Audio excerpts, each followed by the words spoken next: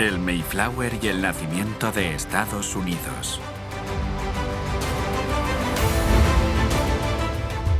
Cuando el barco Mayflower atracó en la costa de Massachusetts, el grupo de peregrinos que llega nunca se habría podido imaginar lo que aquella tierra llegaría a significar para ellos.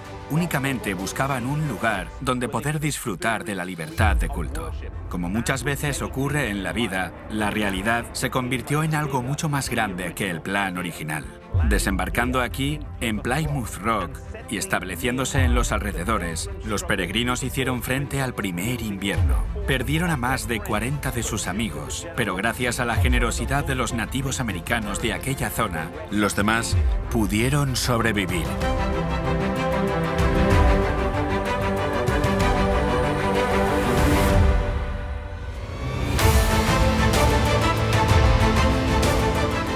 Conforme iban pasando los años, más personas realizaron este viaje. Aquí encontraron un lugar donde asentarse. La costa este estaba cada vez más poblada y llegaron a formarse 13 colonias. Cuando surge el conflicto de la Guerra de Independencia, estas 13 colonias estaban bajo el gobierno de la corona británica. La tensión había ido creciendo con el paso de los años, hasta que finalmente estalló la guerra entre las colonias y la corona.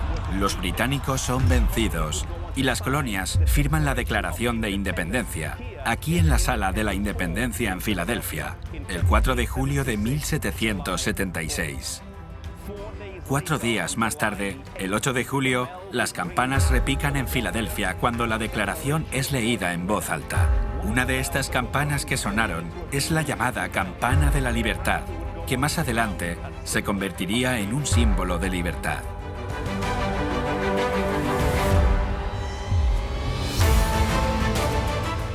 A lo largo de los años, América se convirtió en el paraíso para aquellos que buscaban refugio de la persecución religiosa. Aunque era en Europa donde había nacido la Reforma Protestante, en muchos países se había estancado. La nueva religión, que había sacado a la luz doctrinas olvidadas, ahora controlaba y disciplinaba, como antes lo había hecho la Iglesia Madre.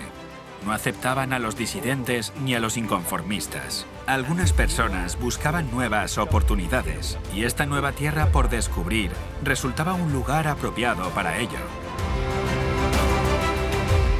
Los nuevos peregrinos eran conscientes de la tiranía que las iglesias oficiales habían impuesto en Europa y reconocían la corrupción de sus dirigentes y predicadores, a menudo lacayos del gobierno. Para evitar esto, los padres fundadores elaboran la Constitución y la Carta de Derechos, que son las bases del gobierno de los Estados Unidos de América. Fueron muy cuidadosos para que ambas instituciones, Iglesia y Estado, permanecieran separadas. De esta manera se lee: el Congreso no debe hacer ninguna ley que establezca una religión, ni tampoco prohibir el libre ejercicio de ella.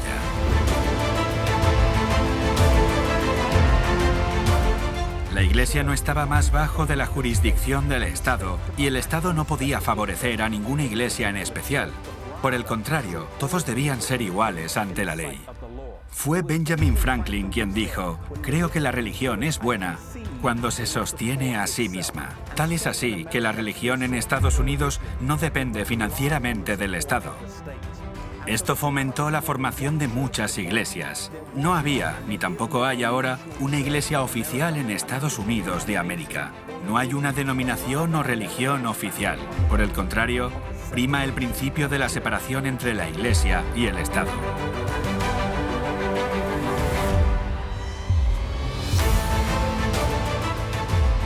Esto, más que ninguna otra cosa, es lo que ayudó a hacer grande a Estados Unidos y ha sido la base de su próspero pasado y presente. La libertad de culto es la base de todas las demás libertades, y cuando esto es así, las demás se suceden en rápida progresión. América será el suelo fértil en el que muchas iglesias surgen. Durante las sucesivas semanas y meses, veremos algunos de los acontecimientos que tuvieron lugar y se desarrollaron en esta tierra de libertad. Quédate con nosotros en los próximos episodios, mientras continuamos nuestro viaje y exploramos nuestro linaje.